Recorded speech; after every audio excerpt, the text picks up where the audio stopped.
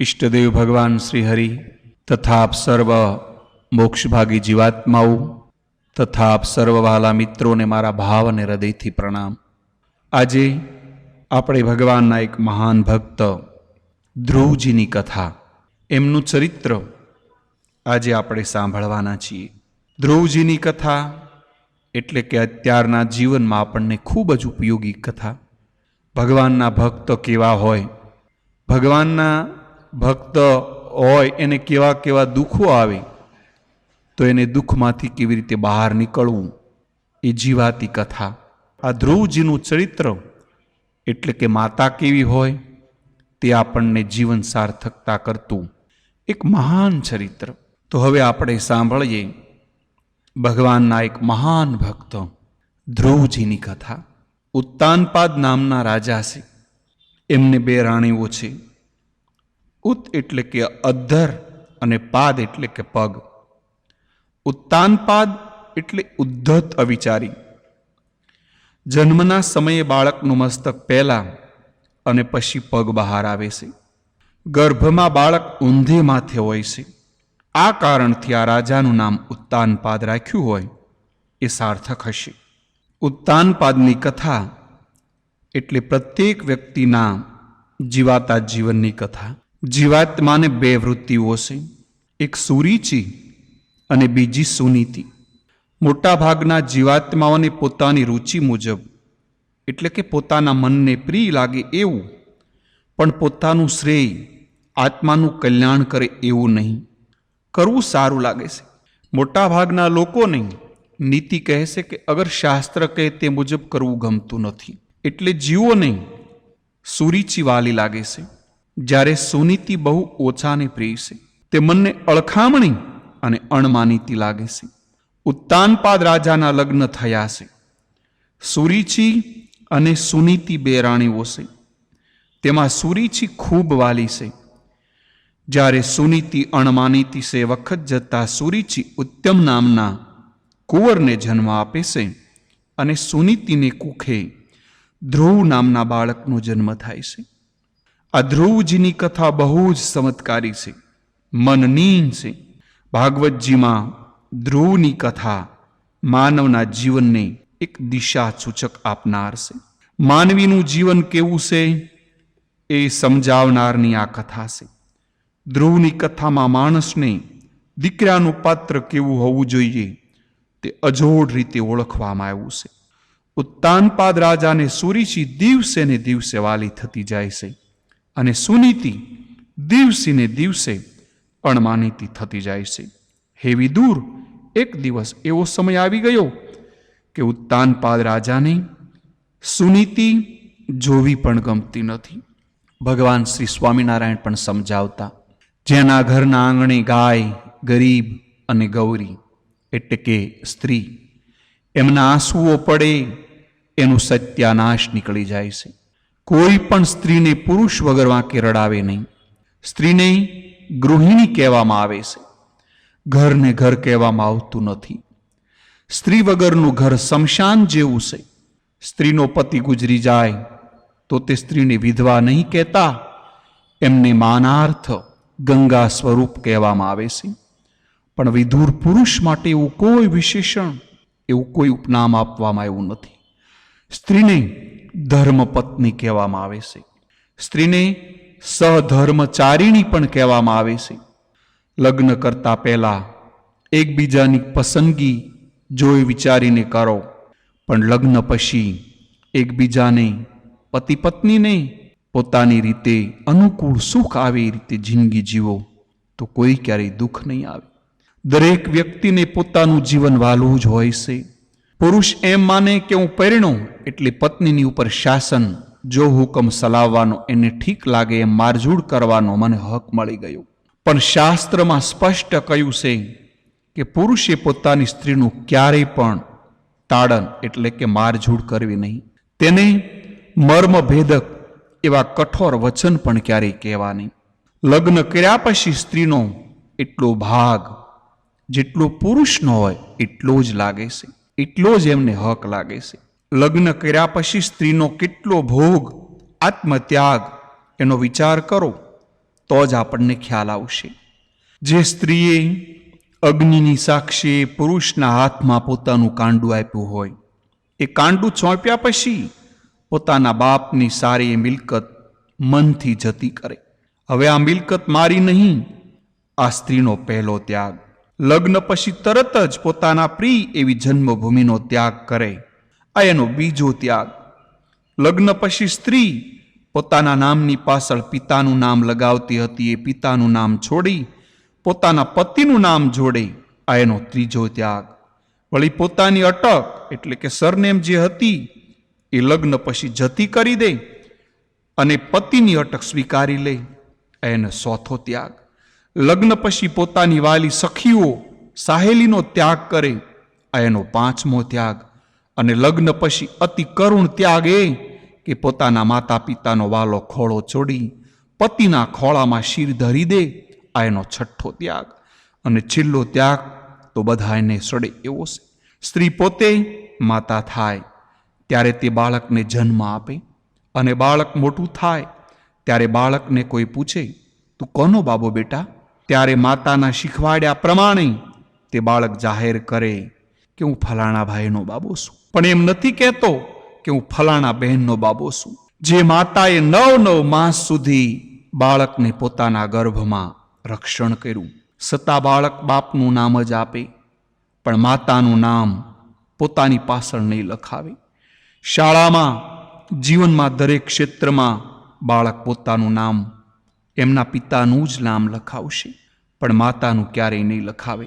બેંકમાં પોતાની મિલકતનું જ્યારે ખાતું ખોલાવે ત્યારે પણ પિતાનું નામ જ એમની પાછળ લખાવે, અને સિગ્નેચર પણ એમ જ કરશે, પોતાના નામની પાછળ પિતાનું નામ લખાવશે.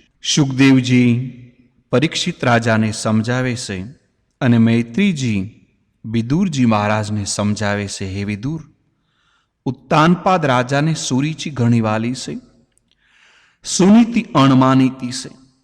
રાજાને સુનીતિ સામે જોવું પણ ગમતું નથી. એક દિવસનો સમય છે. રાજસિંહાસન પર ઉત્તાનપાદ અને રાણી સુરીચી બેઠા છે. રાજા દાસીને બોલાવીને કહેશે, સુનીતિ ક્યાં છે?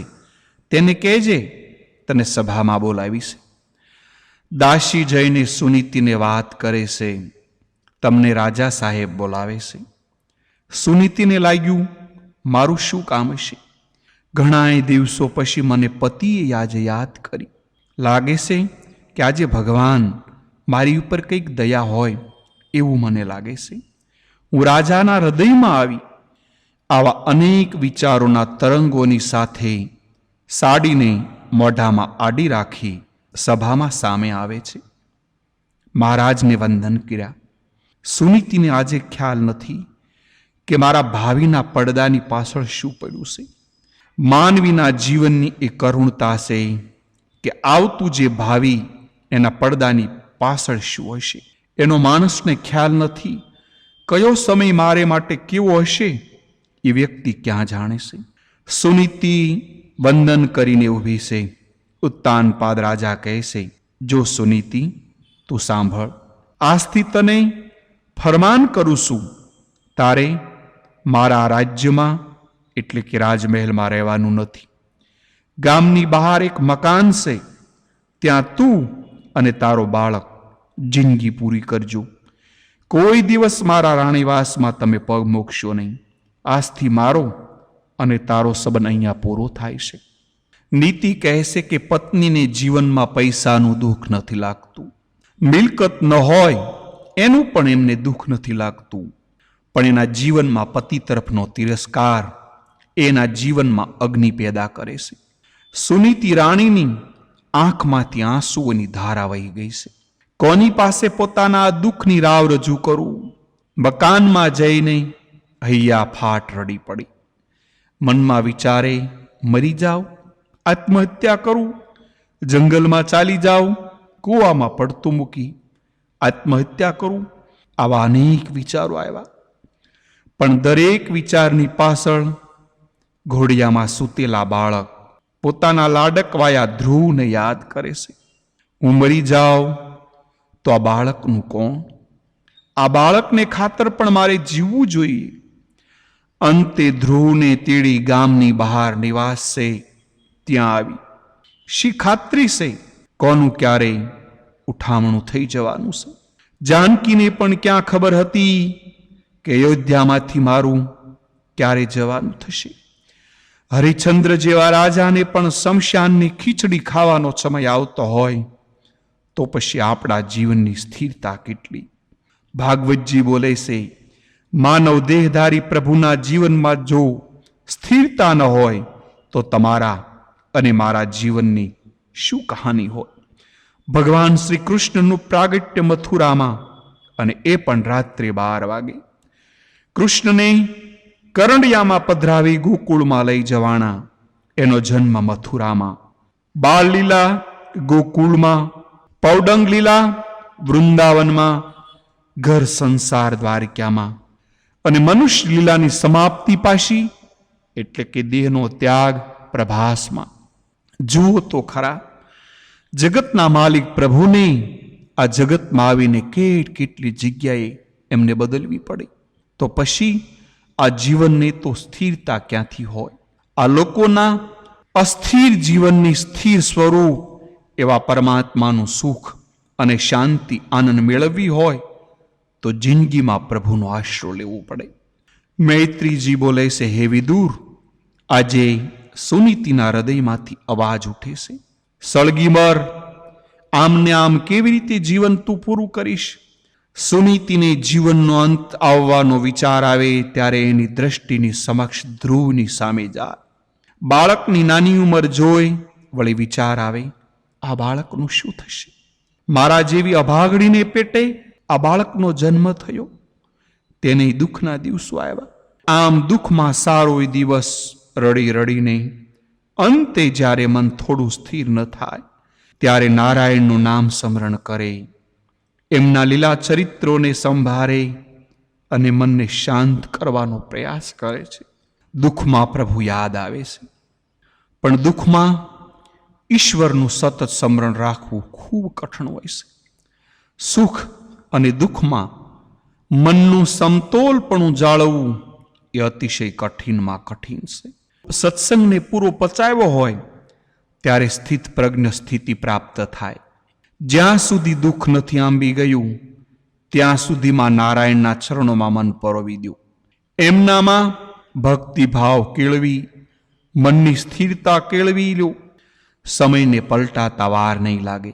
વિચાર કરો, હરિશ્ચંદ્ર રાજાના કુંવર રોહિતને શમશાનમાં ઓઢાડવા માટે ખાપણ નથી મળ્યું.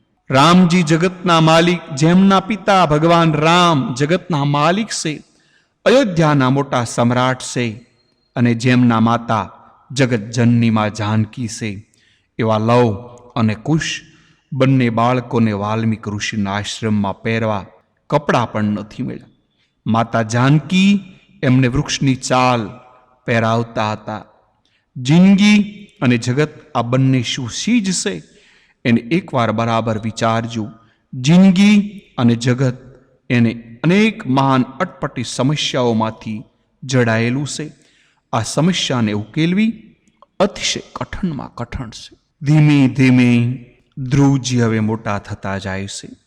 ધીરજથી હૈયું સ્થિર કરી સુનીતિ પોતાના પુત્રના સારા સંસ્કારો રેડી પ્રેમથી ઉછેરે છે. ધ્રુવ હવે 5 વર્ષની ઉંમરે પહોંચી ગયા. સુનીતિ બાળકને એ રીતે તૈયાર કરે છે કે ભવિષ્યમાં કોઈ દિવસ એના પિતાનો એમને અભાવ ન આવે. ભારતની આ સન્નારી આર્ય નારી જગતને બોધપાઠ આપવા જિંદગીને દાટી દેવા તૈયાર થઈ ગઈ છે.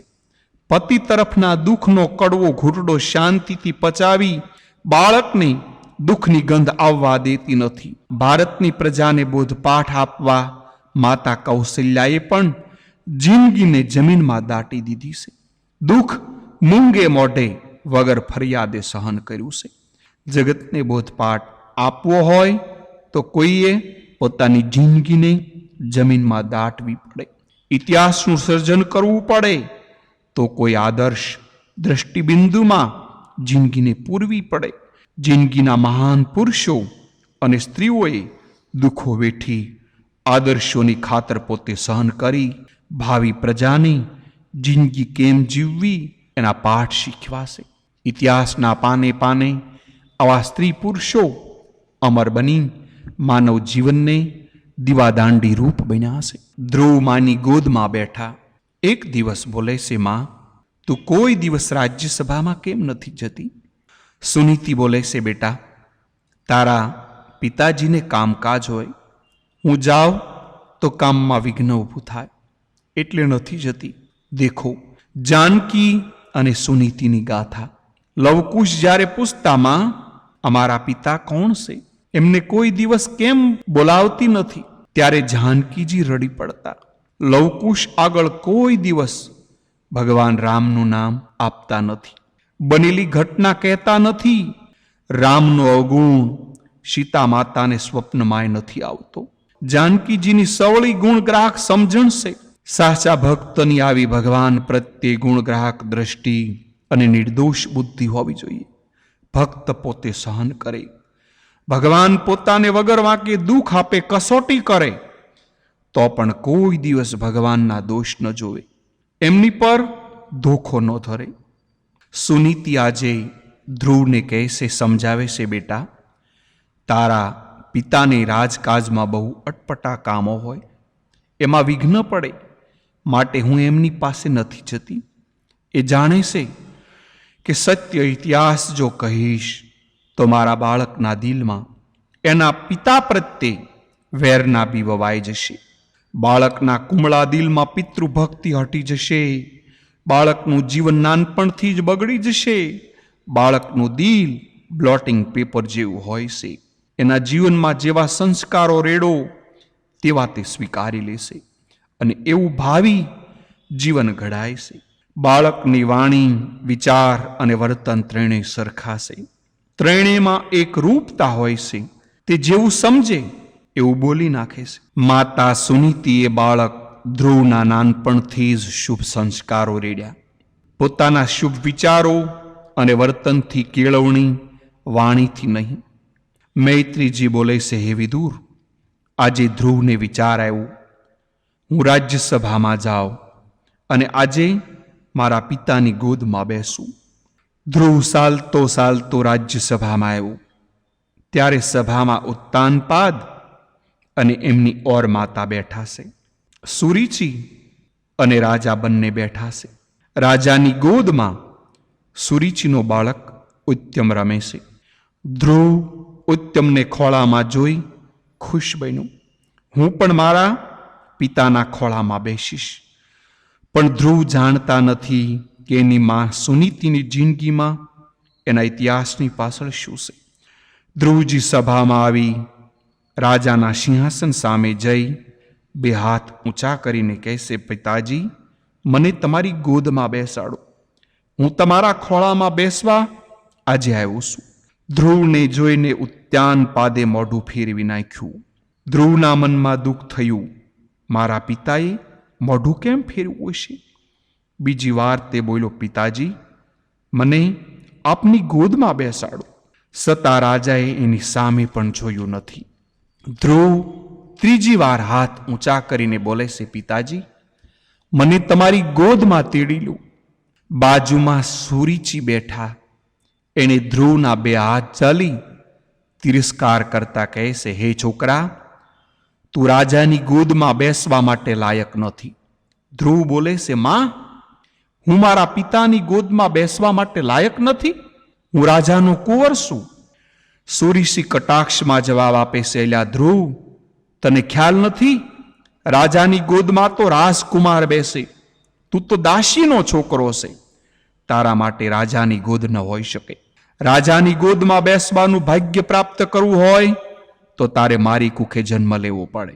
પોતાની સગી માને સભામાં દાસી કહી એ સહન ન થયું. તે તરત જ પાછો હટી ગયો. આજે એની આંખમાં આંસુ વહેવા લાગ્યા. મારી માને દાસી કીધી?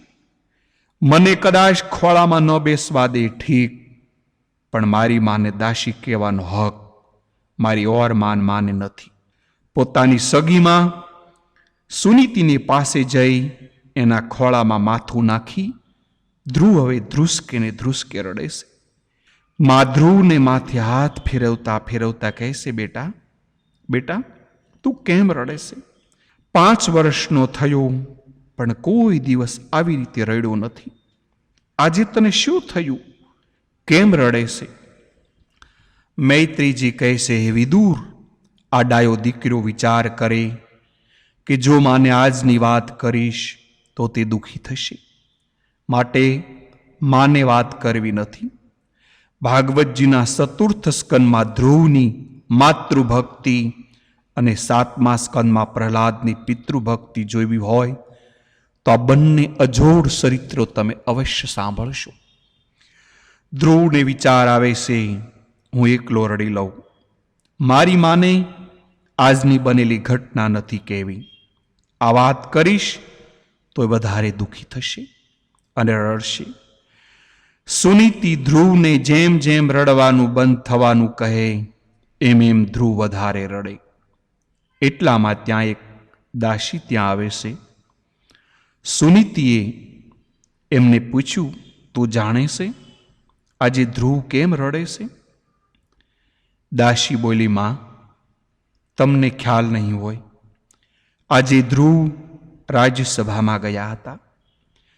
રાજાના ખોળામાં બેસવા માટે માગણી કરી ત્યારે એમની ઓર માતાએ એમનો તિરસ્કાર કર્યો, એટલે એ રડે છે.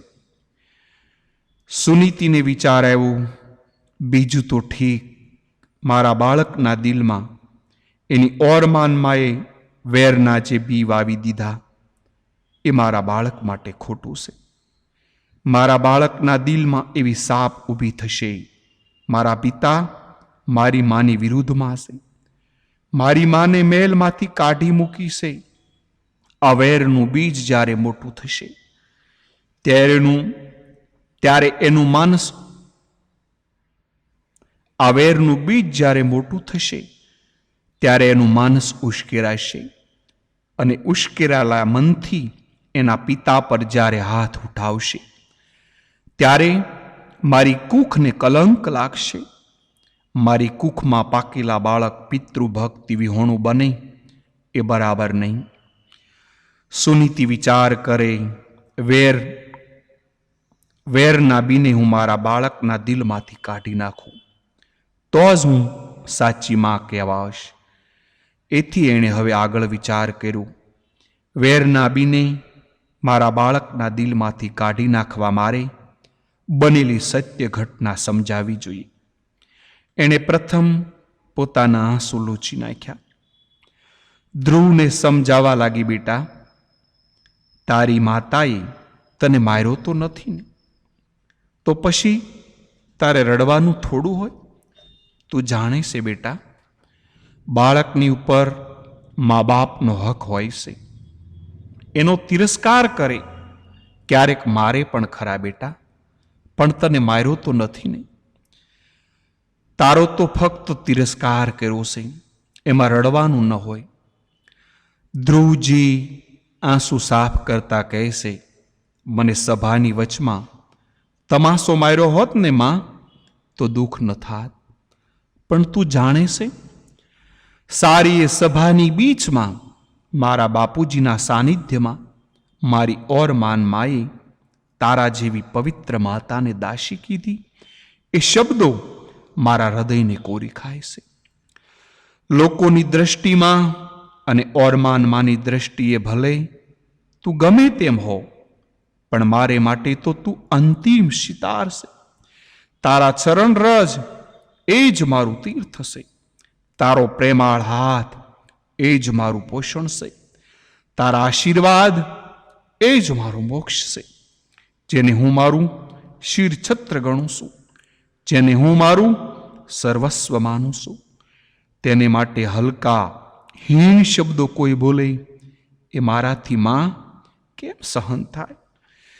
કદાચ મારા પિતાએ તને ગાળ દીધી હોત તો હું સહન કરત અને મારા મનને સમજાવત કે પિતાજી છે, એ વઢી શકે, ખીજાઈ શકે, પણ માં, મારી ઓરમાન માએ તારી જાત ઉપર જે ઘા કર્યા એ મારાથી સહન નથી થતા.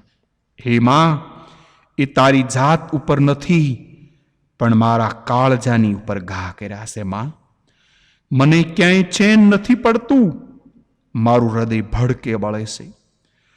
સુરીચીના એ શબ્દો મારા મનમાં અગ્નિ પેદા કરી રહ્યા છે.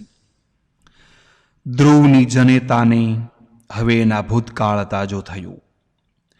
રાણી સુનીતિને વિચાર આવ્યો, આમને આમ જિંદગી પૂરી નહીં થાય. માનવીની જિંદગી એક મહાન કાવ્ય, એક મહાન રહસ્ય, એક મહાન સમસ્યા છે. ક્યારે એમાંથી કયું દ્રશ્ય સામે આવે કહી ન શકાય. સુનીતિએ ઊંડો વિચાર કર્યો. હવે આ બાળક માટે કંઈક વિચારવું જોઈએ. એને નિર્ણય કર્યો, આવી ગરીબી અને ગુલાબીમાંથી મુક્ત થવું હોય અને કાયમને માટે દુઃખ પરિસ્થિતિમાંથી છૂટવું હોય તો નારાયણનું શરણ સ્વીકારવું એ જ એક મારો અને મારા બાળક માટે સાચો રાહ હશે. હું આ બાળકને નારાયણને શરણે ધરું અને શરણાગત કરું તો જ હું એની સાચી માં. ધ્રુવની સામે જોઈને કહેશે, બેટા, આમાં કોઈનો વાંક નથી. મારા પૂર્વ કર્મનો વાંક છે. હું કેટલી આશા અને અરમાનો સાથે તારા પિતાની સાથે ફેરા ફરી હતી. મારા મા બાપ મારા લગ્નના સમયે કેટલા ખુશ હતા. એણે સ્વપ્નમાં ઈચ્છ્યું નહીં હોય કે અમારી દીકરીને દુઃખ થશે. પણ હે ધ્રુવ, મારા હતભાગ્ય એક દિવસ મને અને તારા બાપથી જુદા પાડી દીધા. હું રાત દિવસ ઝંખું છું કે હવે શ્રી નારાયણ મારો આમાંથી છુટકારો કરે. બેટા ધ્રુવ, આજે 5 વર્ષના વાણા વહી ગયા. મને રાત્રે ઊંઘ આવતી નથી. દિવસે ખાવાનું ભાવતું નથી. ચિંતામાં અને ચિંતામાં હું બાવરી બની ગઈ છું. બેટા ધ્રુવ, મને જો તું માં સમજતો હો તો મારા વચનને માથે સડાવ. ધ્રુવે હાથ જોડીને કહ્યું, બેટ. ધ્રુવે હાથ જોડ્યા છે, કહેશે, માં બતાવ, તું જે કહીશ એ આજ્ઞાનું પાલન કરીશ. માં બોલે છે, જો બેટા, આ દુનિયા માનવીની ગુલામીમાં રાખવા માંગે છે. દુનિયાની ગુલામી અને જિંદગીનું રહેલ કરજ, આ બંનેમાંથી જો કાયમ માટે મુક્ત થવું હોય તો ભગવાન શ્રી નારાયણનો શરણાગત બન. ધ્રુવ પૂછે છે, માં, નારાયણના શરણાગત થવું એટલે શું કરવું પડે? માં બોલે છે, બેટા, સમસ્ત જીવન નારાયણના શરણે ચોંપી બધાયનો ત્યાગ કરી વનમાં જવું પડે. આ પ્રમાણે કરીશ તો શ્રી નારાયણ દયાળુ છે. એની કૃપા જરૂર થશે. એની કૃપા આપણને ગરીબી અને ગુલામીમાંથી જરૂર આપણને મુક્ત કરશે. ધ્રુવ બોલે છે, માં, તું કહેતી હોવ તો હું વનમાં જાઉં, પણ માં, એક વાત સાંભળ. જેમ મને આ શહેરમાં ક્યાંય માન નથી, એમ તને પણ માં ક્યાં મળે છે અહીંયા માન? તો પછી એક કામ કરને, તું અને હું બંને વનમાં જઈ. તું સાથે હોઈશ તો નારાયણનું સ્મરણ કરવામાં મને ખૂબ આનંદ આવશે.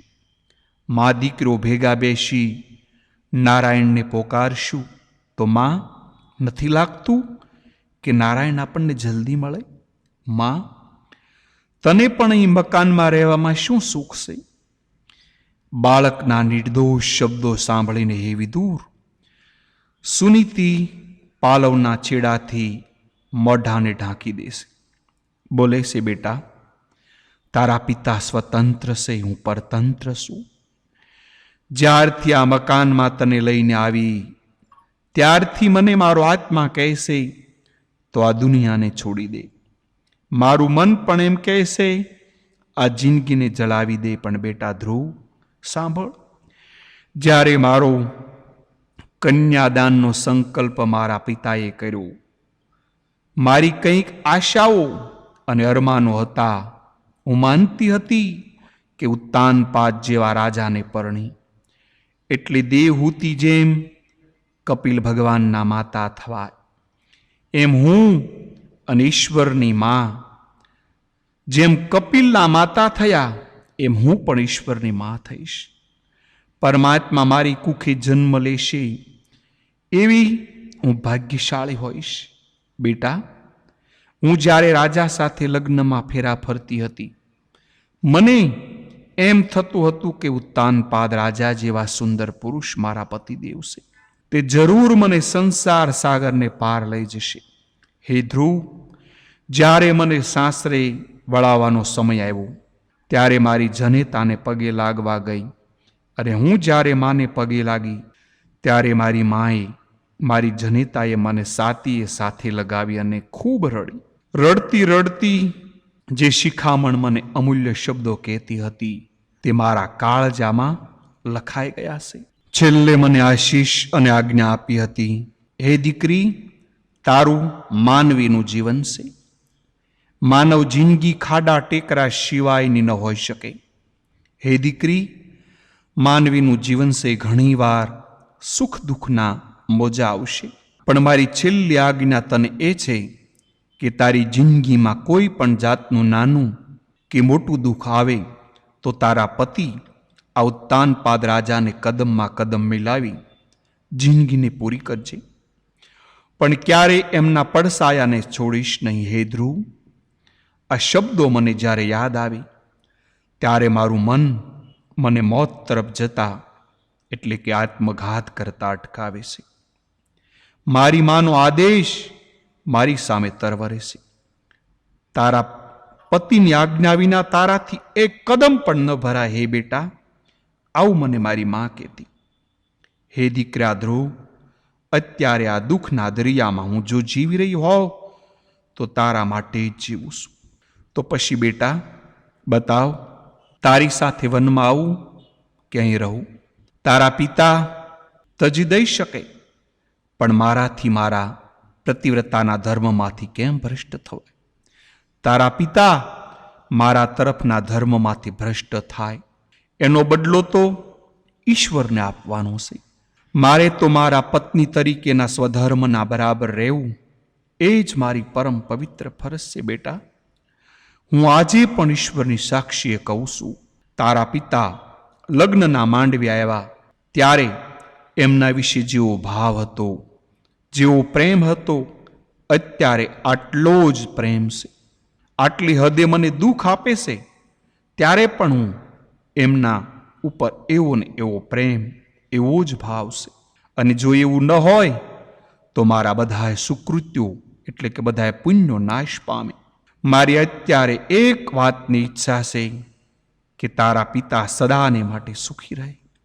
હું ઈચ્છું છું કે સુનીતિથી એટલે કે મારાથી એમને સુખ અને શાંતિ કદાચ ન હોય તો ભલે સુરુચિથી હોય, એમને શાંતિ મળતી હોય તો એ ભલે શાંતિ ભોગવે. હે વિદુર, આ રીતે બોલતા બોલતા સુનીતિ અતિ દુઃખના બોજે બેહોશ થઈને ઢળી પડી. ધ્રુવે પોતાની માતાને સંભાળી લીધી અને આશ્વાસન આપી સેવા કરવા લાગ્યો. કેવી આર્ય સન્નારી, અતિ ઉચ્ચ સમજણ, ભારતનું ગૌરવ આવી સતી સન્નારીઓથી છે. આવું ગૌરવ ટકાવી રાખવું અને ભારત માતાની કીર્તિ, આજની ભારતની માતાઓ એ જ કરી શકે. અને એટલા માટે જ આ ભારત પવિત્ર છે, ભારત ઉત્તમ છે. એટલા માટે જ ભારતને માં કહેવામાં આવે. સુનીતિ પણ સાચી છે, હિંમત હારી જાય એવી નથી. ધ્રુવને સાચી હિંમત અને ધીરજ આપતા આવા સુંદર શબ્દો એની બીક દૂર કરે છે. બેટા ધ્રુવ, જ્યારે તને જંગલમાં ભયાનક દ્રશ્યો સતાવા માંડે, જ્યારે તને વનનું દ્રશ્ય બિહામણું લાગે, બેટા ધ્રુવ, સહુના સાચા પિતા રક્ષક અને પાલક પરમેશ્વર છે, એને પોકારજી. એ જગતના રક્ષક દેવ તારી પાસે જરૂર આવશે. એ પરમેશ્વર ખરી રીતે તારા હૃદયમાં સદાય તારી સાથે જ રહેશે, એ દૂર નથી. ફક્ત એમને આંતરનાથથી પોકારવાની જરૂર છે, પ્રાર્થના કરવાની જરૂર છે બેટા, અને તારું જરૂર એ રક્ષણ કરશે. જે માની જગ્યાએ જંગલમાં તારા માટે ખાલી પડી છે એ સ્થાનને જગતનો માલિક દેવ, જે સર્વત્ર વ્યાપક છે, તે સંભાળી લેશે બેટા.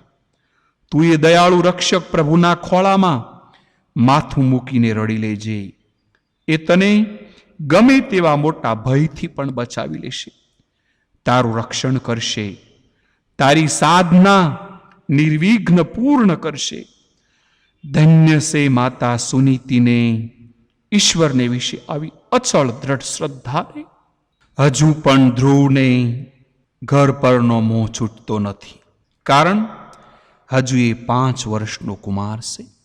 તે માતાને કહેશે, માં, વનમાં જઈ ભજન ભક્તિ તપ વગેરે સાધના કરું તે ઘરમાં રહીને ન કરી શકું, એમાં ખોટું શું છે?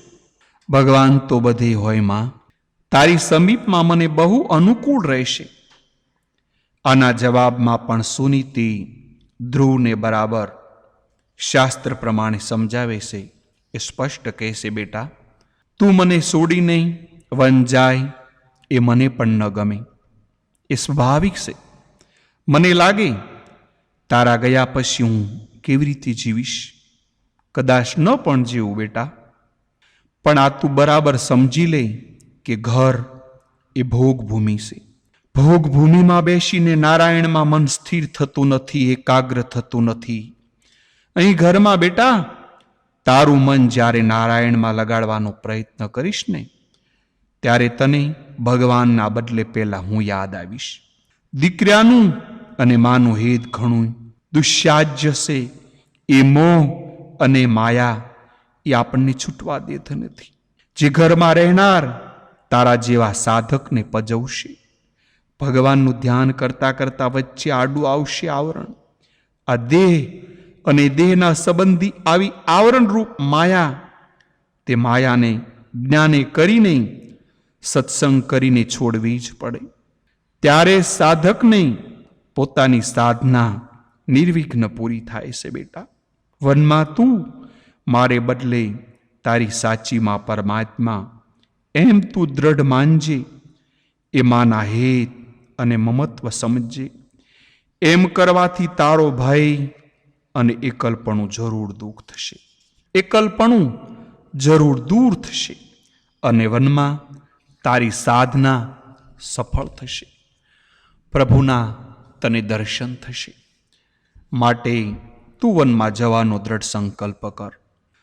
ધ્રુવ અંતે બધી બીક અને ઘરના વહાલ સગાવાલાનો સંકલ્પ તજી વનમાં જવા માટે નિશ્ચય કર્યો છે. માને પગે લાગીને કહેશે, માં, મારા જેવા નાના બાળકને ભગવાનના દર્શન થશે ને?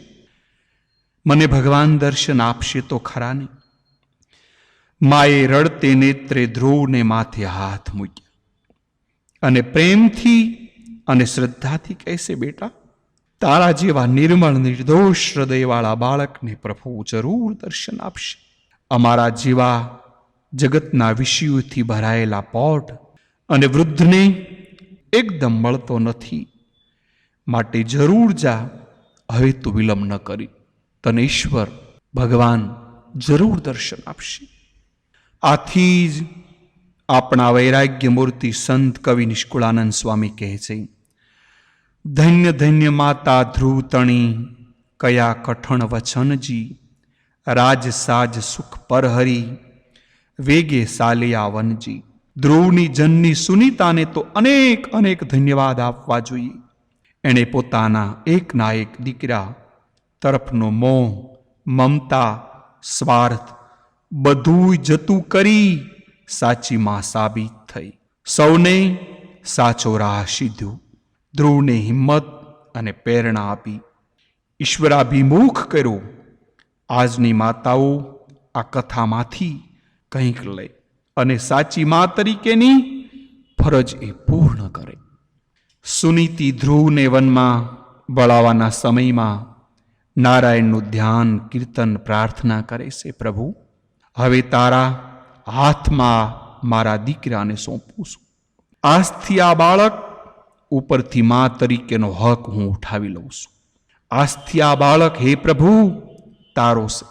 સુનીતિ બોલે છે, પ્રભુ, આજથી આ બાળકને તારા હાથમાં સોંપું છું. મારો આ મા તરીકેનો હક હું ઉઠાવી લઉં છું. આજથી આ બાળકની મા તું. તને જેમ યોગ્ય લાગે એમ તું કરજે. યથા યોગ્ય તથા કુરુ. ઠીક લાગે તો સાચવજે, ઠીક ન લાગે તો એનું બલિદાન લઈ લેજે. તને જેમ ઠીક લાગે એમ કરજે. નેત્રોને બંધ કરી હે વિદુર સુનીતિ નારાયણના જપમાં હવે લીન થઈ ગઈ છે. મૈત્રીજી વિદુરજી પ્રત્યે સંબોધન કરે છે. હે વિદુર, જ્યારે ધ્રુવવનમાં જવા માટે તૈયાર થયા અને માતા સુનીતિ એમને આંસુ ભરેલા નેત્રોએ વિદાય આપે, એ વખતે સુનીતિના મનમાં ફરી એક વખત સુંદર વિચાર આવ્યો. સુનીતિ હજુ એકવાર મા તરીકેની પુત્ર પ્રત્યેની પોતાની ફરજ બજાવે છે. માતા શબ્દને સાર્થક કરવા માટે તૈયાર છે. તે વિચારે છે, આ મારો બાળક તેના હૃદયમાં વેરના જે બી વવાણા એ રાખીને જશે, ભગવાન ભજવા જશે, તો એને નારાયણનો સાક્ષાત્કાર કેવી રીતે થાય? સાધકે પ્રથમ પોતાનું હૃદય રાગ, દ્વેષ, વેર, ઝેર, મારું, તારું વગેરે દ્રંદોથી મુક્ત કરવું પડે. મનને સંપૂર્ણ મમતા કેળવી પ્રભુનું ભજન કેવળ પોતાના મોક્ષ માટે અને પ્રભુની પ્રસન્નતા માટે નિષ્કામ ભાવે કરવું જોઈએ. ધ્રુવના મનમાં હજુ પોતાના અપરમાં સુરુચિ તરફ દ્વેષ ભાવ છે. સુરુચિએ પોતાને તથા પોતાની માતા સુનીતિનું કટુ શબ્દોથી જે અપમાન કર્યું, એનો બદલો લેવા ધ્રુવની ઈચ્છા છે. આ દ્વેષ ભાવ, વેર લેવાની જે વૃત્તિ મૂળમાંથી નાબૂદ થાય, એ માટે સુનીતિ વિચારથી કહે છે, હું મારા બાળકના દિલમાંથી વેરવૃત્તિના જે બીજ એને હું કાઢી નાખું. એને ધ્રુવને માથે હાથ મૂકી પ્રેમથી કહ્યું, બેટા ધ્રુવ, મને તું પગે નહીં લાગે તોય હું આશીર્વાદ આપવાની છું, પણ બેટા તારી ઓરમાન જે માં છે, સુરીચી માં છે, એને પગે નહીં લાગે તો એના આશીર્વાદ તને નહીં મળે. માટે તું સુરીચીને પગે લાગી પાછો આવ અને પછી વનમાં પ્રભુ ભજવા માટે તું પ્રયાણ કર. ધ્રુવ જવાબ આપે છે, માં, હું એ અભિમાની સુરીચીને પગે નહીં લાગુ. તને એને દાસી કહેલી છે, એણે નહીં કહેવાના શબ્દો કીધા છે, એને હું કેવી રીતે પગે લાગુ? સુનીતિ બોલે છે, બેટા, કોઈના પ્રત્યે પોતાના શત્રુના પ્રત્યે પણ રાગ દ્વેષ રાખવો એ તારા જેવા પરમ વૈષ્ણવને, એ બાળકને ઠીક નથી.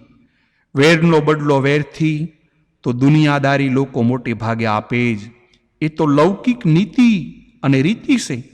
પણ સંતની, સાધકની, સાચા વૈષ્ણવની નીતિ તો શઠ પ્રતિ શાઠ્યામ નહીં, પણ શઠ પ્રતિ સત્યમની હોવી જોઈએ. વેરથી વેર કોઈ દિવસ શમતો નથી, ઉલટું વધે છે. વેરનો બદલો પ્રેમ, નમ્રતા, ભલમનસાય હોય છે. વેરીનું હૃદય પરિવર્તન થાય છે. માટે હે બેટા, તું તારી અપરમાં સુરીચીને પગે લાગ, એના આશીર્વાદ મેળવ અને પછી પાછો આવ અને પછી વનમાં પ્રયાણ કર, એવી મારી તને આજ્ઞા છે.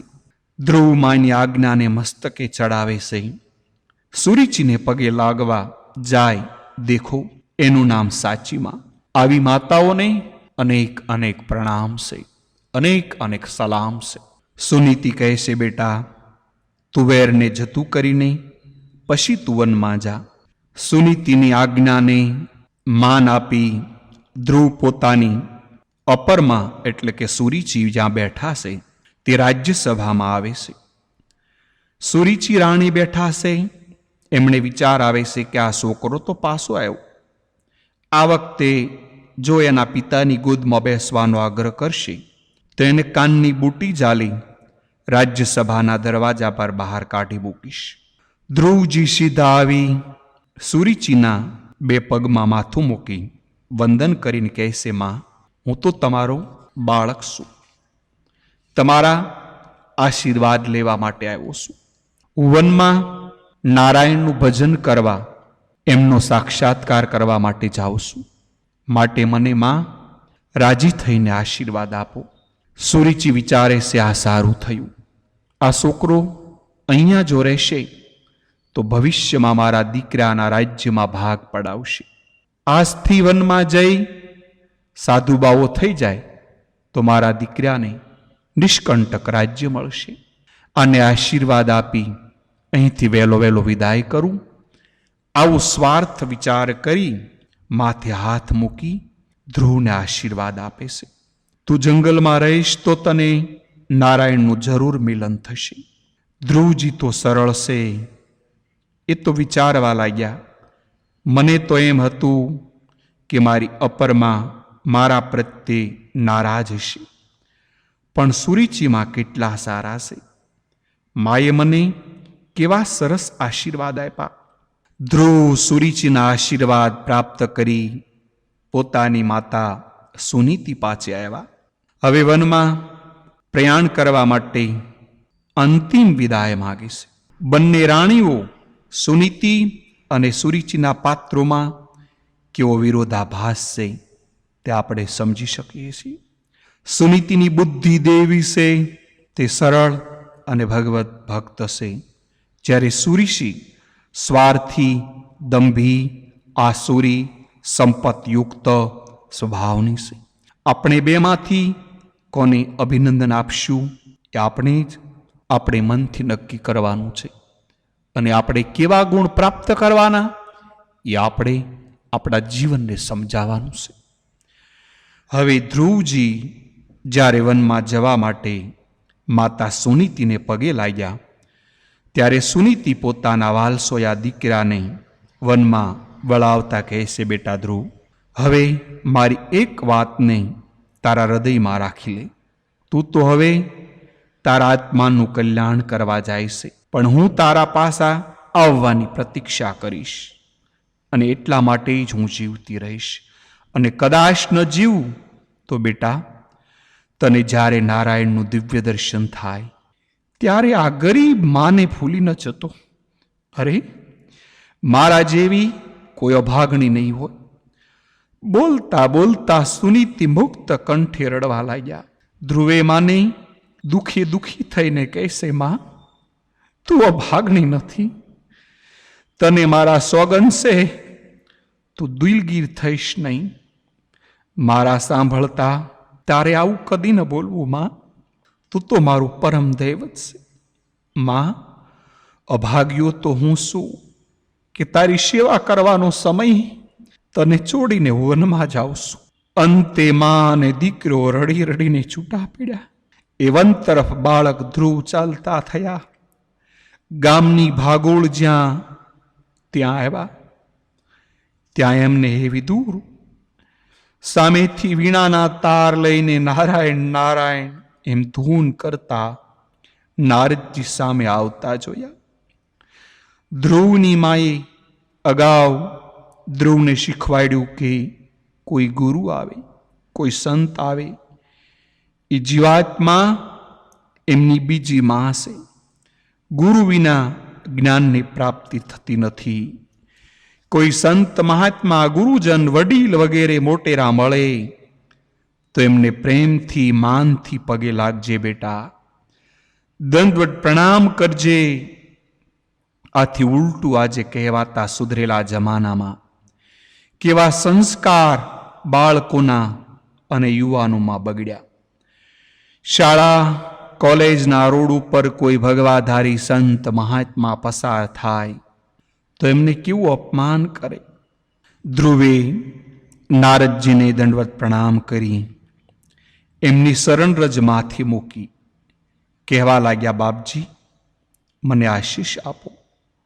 મને નારાયણનું દર્શન જલ્દી થાય. નારદજી એક જ મિનિટે, એક જ મિશે, એક જ નજરે ધ્રુવની સામું જોઈ રહ્યા. આ બાળક શું માગણી કરી રહ્યો છે? આની ઉંમર ક્યાં અને નારાયણની પ્રાપ્તિ ક્યાં? મુક્તાનંદ સ્વામી નીલકંઠ વર્ણિની સાધના જોતા આશ્રયની ઉપરની કાવ્ય પંક્તિ લખ્યા એ પ્રમાણે નારદજીને પણ ધ્રુવની વાણી સાંભળે આશ્રય થઈ. પોતાની વીણાને નીચે મૂકી દીધી. નારદજીએ બાળકને ધ્રુવને પોતાની ગોદમાં બેસાડ્યું.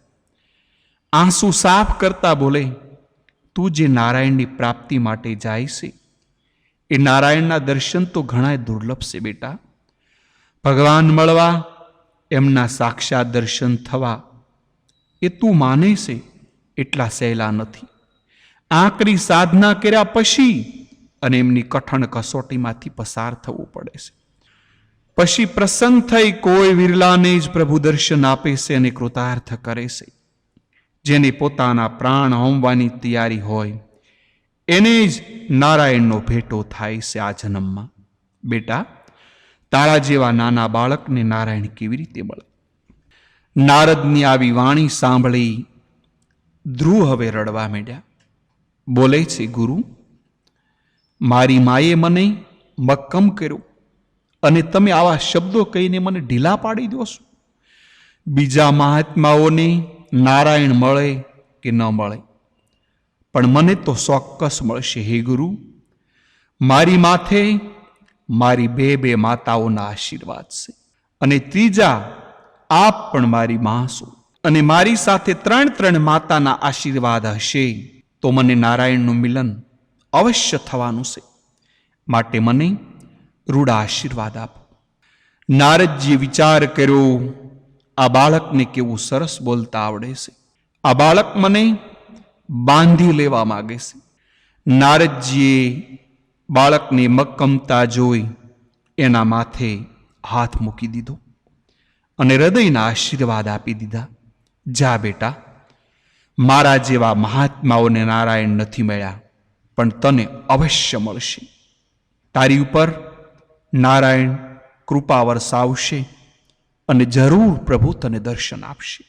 ધ્રુવ બોલે છે, ગુરુ, એક વાત મારી માને પૂછવાનું હું ભૂલી ગઈ.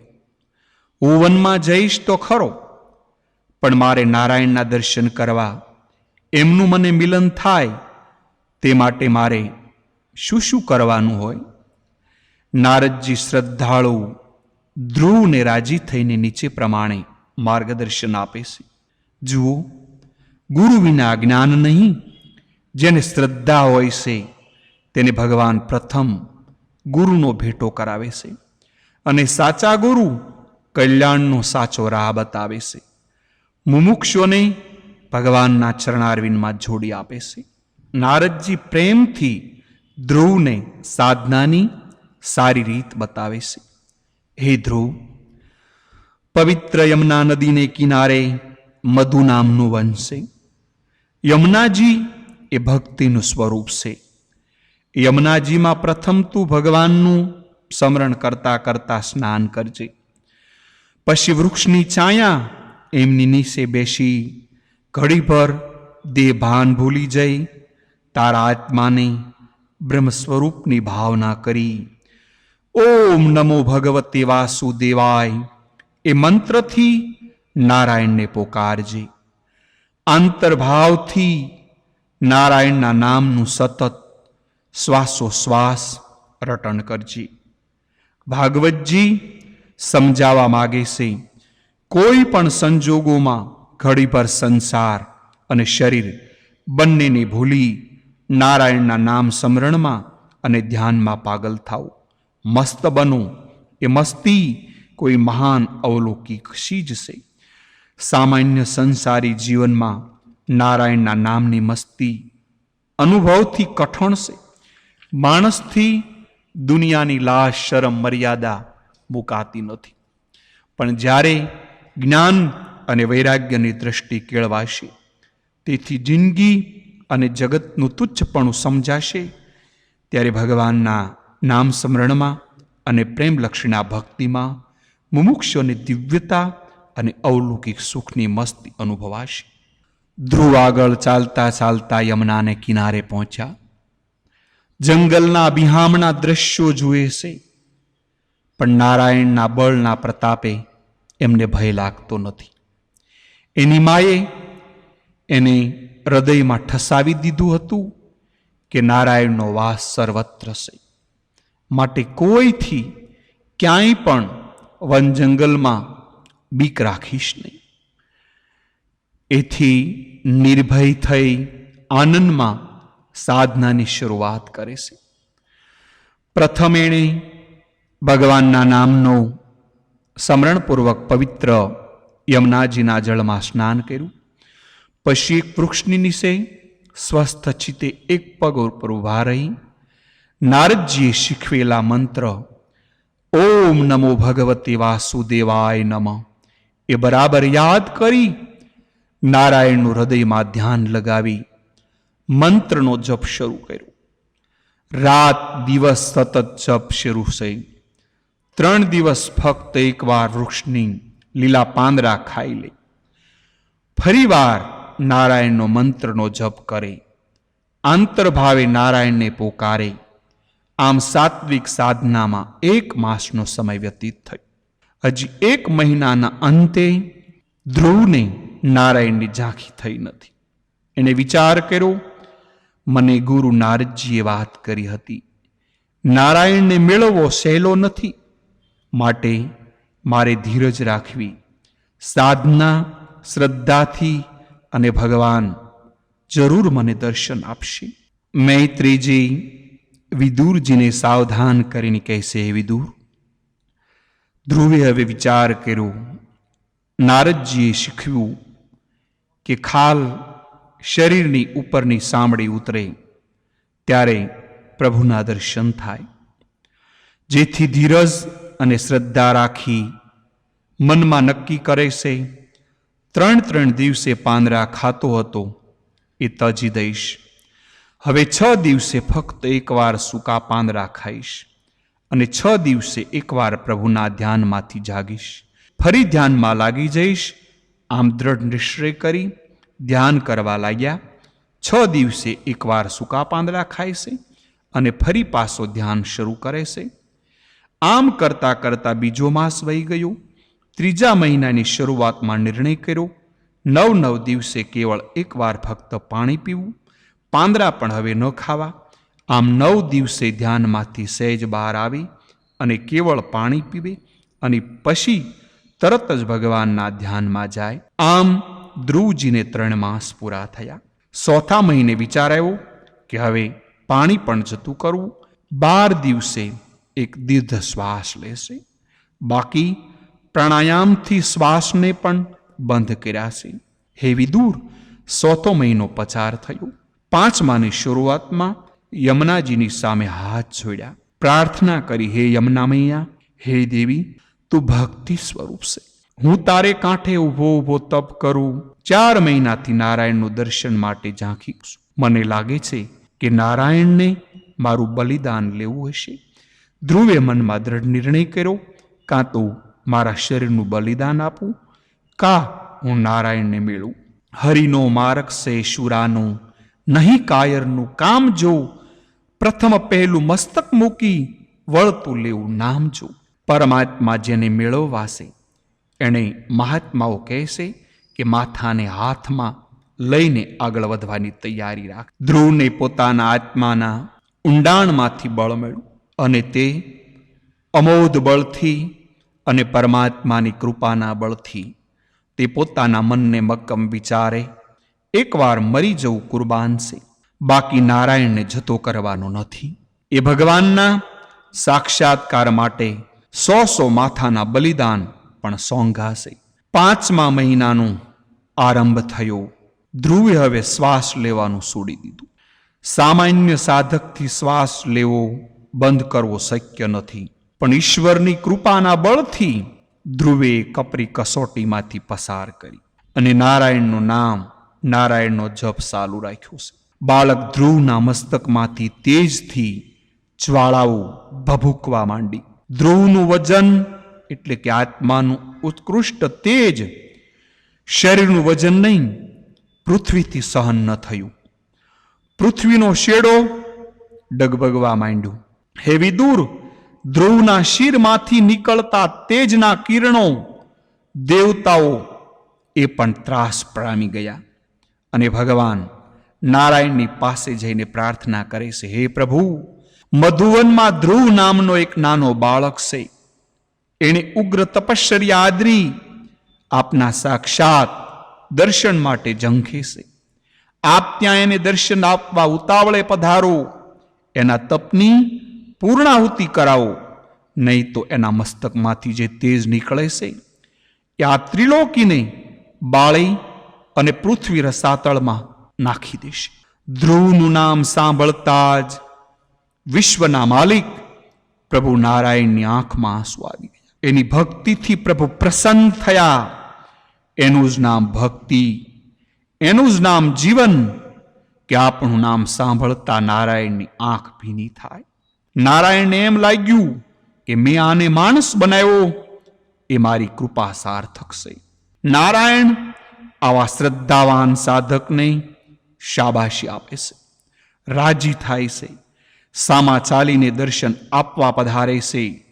જીવનને સુધારવું, ભગવાનની કૃપા પાત્ર બનવું યા બગાડવું, વિષય ભોગમાં વેડફી નાખવું એ વ્યક્તિના હાથની વાત છે. માનવના મોંઘા અમૂલ્ય જીવનને કઈ દિશા તરફ વાળવું એ પ્રભુને પામવાના માર્ગે તરફ કે સૂક્ષ્મ દુન્વય વૈભવો પાછળ એ વ્યક્તિને પોતાના હાથની વાત છે.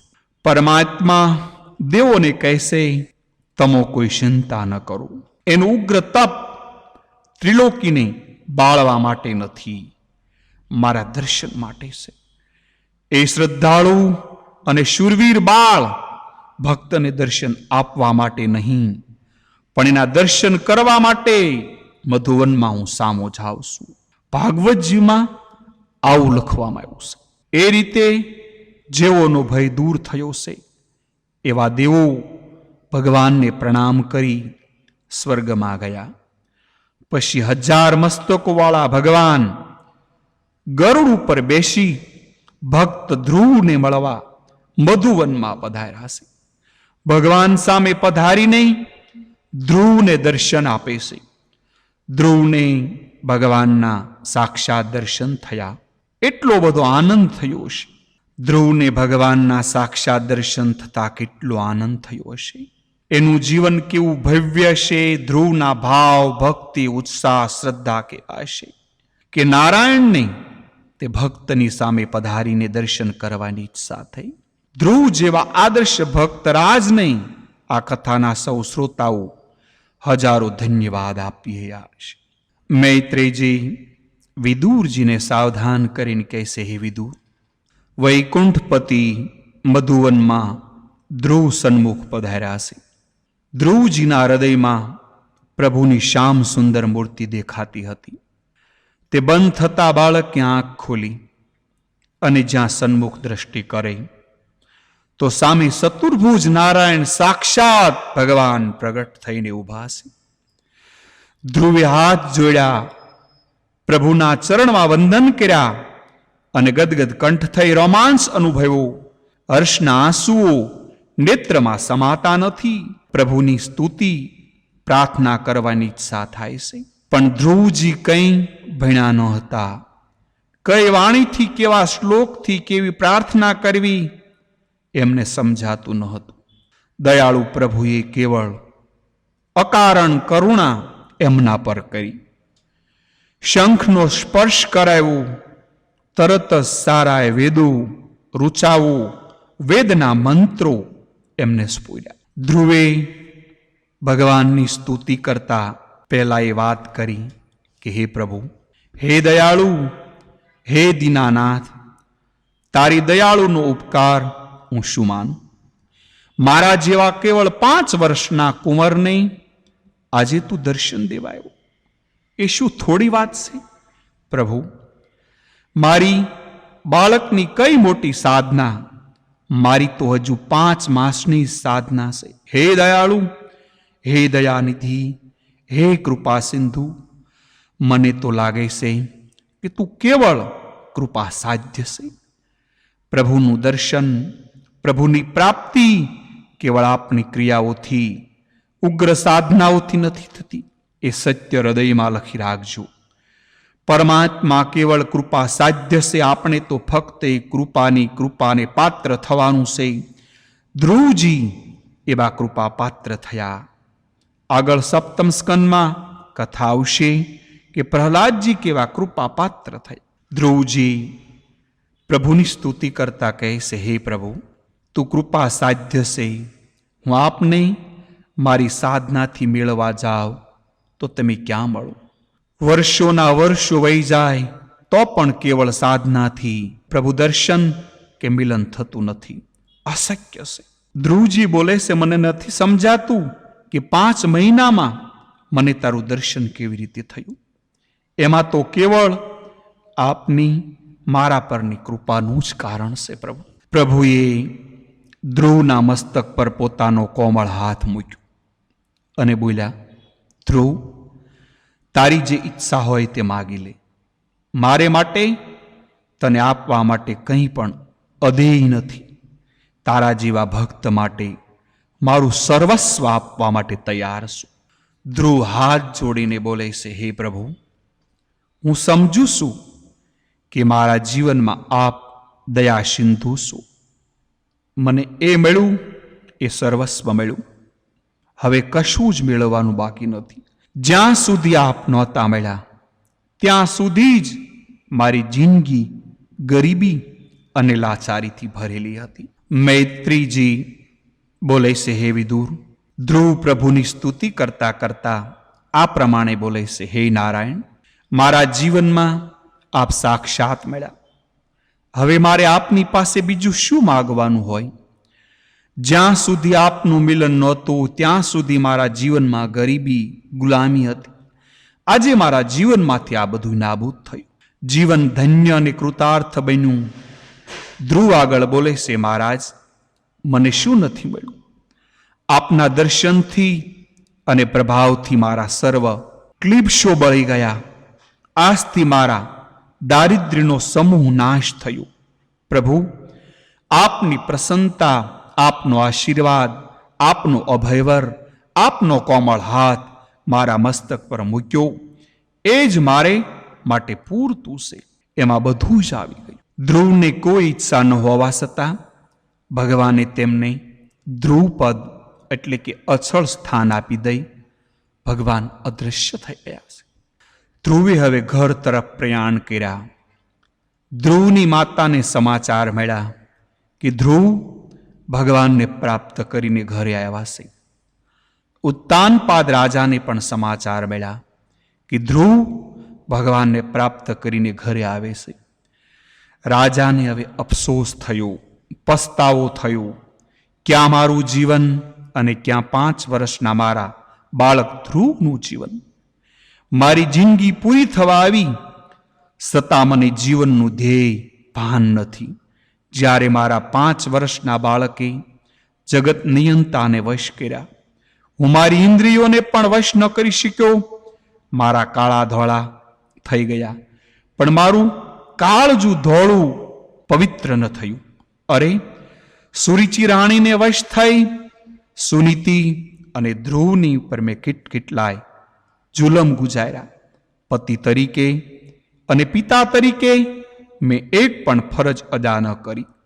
ભગવાન મને કોઈ દિવસ માફ નહીં કરે. આમ રાજાને પારાવાર પસ્તાવો થયો. માણસને પસ્તાવો થાય પણ જિંદગીના અંતમાં થાય છે, અથવા હાથમાંથી સમય છટકી ગયા પછી થાય છે. સમય ગયા પછીનો પસ્તાવો એ પસ્તાવો નથી, પણ દુઃખનો બોજ છે. કાર્ય કરતા પહેલા જેને સમગ્ર પાચાઓ તપાસવામાં આવે એનું નામ સારાનો વિવેક, વિચાર અને કાર્ય કર્યા પછી પસ્તાવો થાય એનું નામ પસ્તાવો. સૂર્ય આથમી ગયા પછી અંધકાર જ હોય છે. રાજા અને રાણીએ વિચાર કર્યો કે આ પાપને ધોવા, એનું પ્રાયશ્ચિત કરવા ધ્રુવને રાજ્ય સોંપી આપણે વનમાં જવું જોઈએ. એવો મનમાં નિર્ણય કરી સુરુચિ અને ઉત્તાનપાદ હાથીએ શણગાર સજી શણગારી ધ્રુવનું સામયું કરી લેવા માટે સામે આવ્યા છે. સારા એ ગામની જનતા પણ ફૂલહાર લઈને ધ્રુવનું સ્વાગત કરવા ઊભી છે. ધ્રુવ આદ્રશ્ય જોતા મનમાં વિચાર કરે, હું એનો એ ધ્રુવ છું. એક દિવસ આજ ગામમાં મારી ઓરમાન માં મને કહેતી હતી, તું પિતાની ગોદને લાયક નથી. આ ગામના લોકો મને અને મારી માતાને તિરસ્કાર કરતા. સગો બાપ થવા તૈયાર ન હતો. મારી માને રાણીવાસમાંથી કાઢી મૂકવામાં આવી હતી. ત્યારે ગામની જનતા સામે બળતી આ ગામના લોકો મને અને મારી માતાને તિરસ્કાર કરતી સગો બાપ થવા તૈયાર ન હતો. મારી માને રાણીવાસમાંથી કાઢી મૂકવામાં આવી. અમારી સામે પણ નહીં જોતા, પણ નીચું જોઈ જતી. ગામની જનતા અમને અપશુકની આળ કહેતી. હવે 5 માસમાં એવો શું ફરક પડ્યો? પિતા, સુરીચી અને આખું ગામ મને સત્કારવા માટે સામે આવે છે. આજે કાંઈ બન્યું છે એ મારા નારાયણને આભારી છે. હું તો એનો એ જ ધ્રુવ છું. નારાયણ મળતા સારા ગામની જનતા જે દુશ્મન ભાવ રાખતી હતી એ આજે મારું સ્વાગત કરે છે. આ મારા નારાયણનું સ્વાગત છે, મારું નથી. ધ્રુવજી વિચારે છે કે આ ગામની જનતા મારું સ્વાગત કરવા માટે આવી તે નારાયણની કૃપા છે. ધ્રુવ ગામની સમીપે આવ્યા. હે વિદુર, સૌથી આગળ ઉદ્યાનપાદ રાજા ઉભા, એક બાજુ સુરીચી માતા ઊભી, એમની પાછળ સુનીતિ માતા ઊભી છે. ધ્રુવને જોતા લોકો સુનીતિ પાસે જવાનો રસ્તો કરી આપે છે. પણ હે વિદુર, ધ્રુવજી ખૂબ ડાયા છે અને વિવેકી સમજો છે. ધ્રુવે સુનીતિને પહેલા પગે નહીં, પણ પ્રથમ સુરીચીના શરણમાં માથું ઝુકાયું છે. ધ્રુવજી સુનીતિને પહેલા પગે નહીં લાગતા સુરીચીને પગે લાગે. માં, મારા અપરાધને માફ કર. સુરીચી બોલે છે, ધ્રુવ, તું સુનીતિને પગે લાગ, હું લાયક નથી. હું તો તારી અપરાધી છું. ધ્રુવ કેવો સરસ જવાબ આપે છે, માં, તે દાસી પુત્રનું મેણું જો મને ન માર્યું હોત તો મારી માં મને વનમાં જવા દેત નહીં. મારી માનો મારામાં પ્રેમ એવો છે કે ઘડીભર પણ મને એકલો વિખૂટો છોડતી નથી. હું ઘરમાં ને ઘરમાં જ રહ્યો હોત તો મને નારાયણનું મિલન ક્યાંથી થાત? તારી કૃપાથી જ મને નારાયણનું મિલન થયું, કારણ કે તે મને છટકી લગાડી અને મને વૈરાગ્ય થયું. હું વનમાં પ્રભુને મેળવવા માટે ગયો, માટે પ્રથમ તને પગે લાગી આભાર માનું છું. હે વિદુર, બાળકના આવા ડાપણ ભેરા શબ્દો ઉત્તાનપાદ અને સુરીચીને ધ્રુજાવી નાખ્યા. રાજાને પણ વિચાર આવે કે આ 5 વર્ષના બાળક નારાયણને મેળવે અને હું 75 વર્ષનો વૃદ્ધ થયો, છતાંય મને નારાયણમાં પ્યાર નથી. ધ્રુવજીની કથા આપણને એક બોધપાઠ આપે છે. આપણને જાગૃત કરી વિચારતા કરી મૂકે છે. 5 વર્ષનો બાળક નારાયણને પ્રાપ્ત કરે, પણ આપણી તો આખી જિંદગી સપૂચી પૂરી થાય, છતાંય નારાયણ પ્રત્યે જરાય પ્યાર નથી, મનમાં ચટકી નથી. મારા આત્માનું શ્રેય સાધી લઉં, આપણા જીવનની એક કરુણતા છે. હે વિદુર, હવે ધ્રુવને રાજ્ય સોંપી વનમાં જઈ એવી ઈચ્છાવાળા ઉત્તાનપાદે ધ્રુવને વાત કરી, બેટા, તને હું મારી રાજગાદી સોંપું છું, તું એનો સ્વીકાર કર. ધ્રુવે જે બોલે છે એ પણ એનું નિસ્વાર્થપણું બતાવે છે. પિતાજી, માણસે ધર્મને ક્યારેય પણ ન છૂપવો જોઈએ. ગાદીનો વારસદાર મારો મોટો ભાઈ ઉત્તમ છે, હું નાનો ભાઈ છું. આપણા કુળનો રિવાજ છે મોટા ભાઈ રાજા થાય અને નાનો ભાઈ યુવરાજ બને, માટે આપ ગાદી મોટા ભાઈ ઉત્તમને સોંપો. કેવો સુંદર જવાબ છે. અંતે ઉત્તમને રાજ્યભાર સોંપી ઉત્તાનપાદ અને સુરીચી બંને જંગલમાં ગયા. ધ્રુવને સન્માન, સત્તા બધુંય મળ્યું. તે સર્વ નારાયણની કૃપાથી મળ્યું. મૈત્રીજી વિદુરજીને સાવધાન કરીને કહેશે, હે વિદુર, વ્યક્તિના જીવનમાં સર્વ વસ્તુઓ મળી શકે, પણ જીવનમાં પરમાત્મા મળવા બહુ દુર્લભ છે. સમસ્ત સંસાર પ્રત્યેના રાગને હટાવ્યા વિના નારાયણમાં ક્યારેય પ્રેમ થતો નથી. એનું જ નામ ભક્ત, એનું જ નામ સજ્જન, જે દુનિયાદારીનું માન, મોટાઈ, રાગ, દ્વેષ, તારું, મારું આવા અનેક દ્વંદ્વો ઠુકરાવી પ્રભુમાં પ્યાર કરી એમના ચરણોમાં મનને જોડી દે. જે દુનિયા પાસે માગે એ ભિખારી છે, જે દુનિયાને તુચ્છ પસાર ગણી ઠુકરાવે એ જ મહાત્મા છે. હે વિદુર, ધ્રુવને રાજ્ય મળ્યું, પણ એમને રાજ્ય પ્રત્યે મમતા નથી. તેમના મનમાં રાજ્ય સુખનો રાગ નથી. તેઓ આ રાગ, દ્વેષ, મમત્વ વગેરે વિકારોનો ત્યાગ કરી ફરજ જાણી અનાસક્ત ભાવે રાજ્ય કારભાર ચલાવે છે અને નારાયણમાં ભક્તિ અત્યંત પ્રેમ ભાવથી દરરોજ કરે છે. ધ્રુવના યથાકાળે લગ્ન થાય છે. એમનો ગ્રહ સંસાર શરૂ થાય છે. એમના પુત્રો પુત્રીઓ વગેરે મોટો પરિવાર થાય છે. લાંબો કાળ ગ્રહસ્થાશ્રમ અનાસક્ત ભાવે ભોગવી રાજ્ય કારભાર કરી પોતાના મોટા ભાઈ ઉત્તમને મારનાર યક્ષોને યોગ્ય શિક્ષા કરી આખરે સંસારનો ત્યાગ કરી અને મનને વૈરાગ્યનો વિચાર કરી પ્રભુમાં, ભગવાન ભક્તિમાં, શ્રી નારાયણના વિયોગમાં પસાર થાય છે.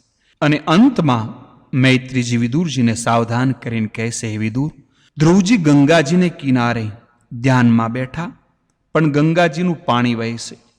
એનો ખળભળાટ અવાજ થાય છે. એ અવાજ ધ્રુવજીના મનને અશાંત કરે છે. તેને વિચાર આવ્યો, મારું મન અહીં શાંત થતું નથી. આ ગંગાજીને કિનારે છોડી બીજે કંઈક ચાલ્યો જાઓ.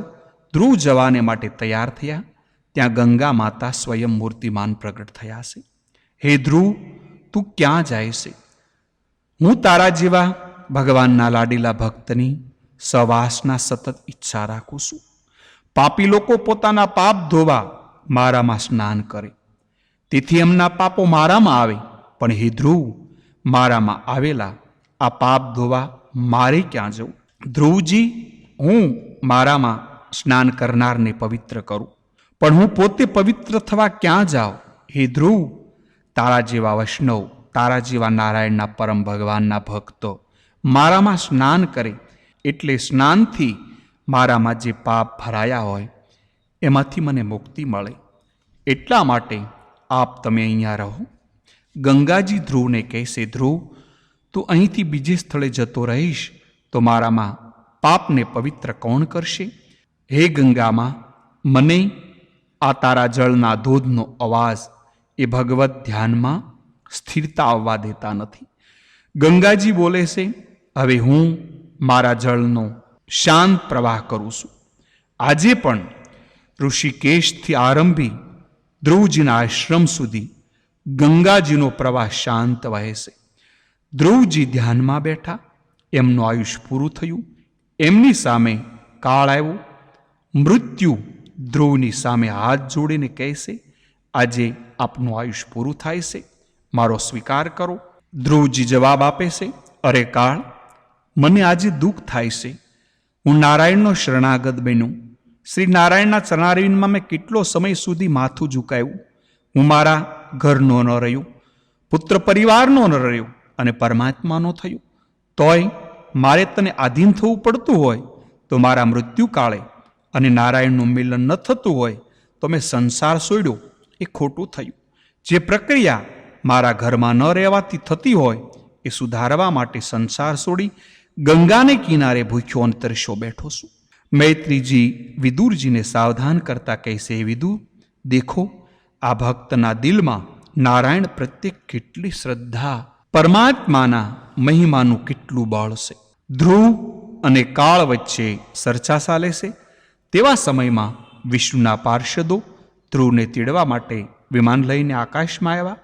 ધ્રુવ કાળના માથા પર પગ મૂકી કાળ ઉપર વિજય મેળવી વિષ્ણુના પાર્ષદોની સાથે વિમાનમાં બેસી આકાશમાં જવા લાગ્યા છે.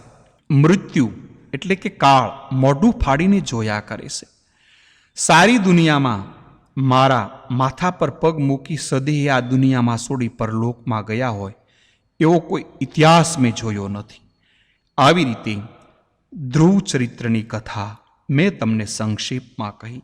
છતાં પણ કોઈ મારાથી ભૂલ હોય, શબ્દ પ્રયોગમાં અપભ્રંશ થયો હોય તો તમારો બાળક જાણી મને માફ કરજો. મેં મારી કાલી ઘેલી ભાષામાં ધ્રુવ ચરિત્રની કથા તમને કહી. તે મને મારા જીવનમાં ખૂબ ઉપયોગી છે. એવી જ રીતે તમારા જીવનમાં પણ ઉપયોગી હશે એવું માની મેં આપ સર્વને આ કથા કહી છે. તો આપ સર્વના ચરણોમાં, ભગવાન શ્રી હરિના ચરણોમાં આપ સર્વને ભાવથી, હૃદયથી આપ સર્વને પ્રણામ. અસ્તુ. જય શ્રી કૃષ્ણ.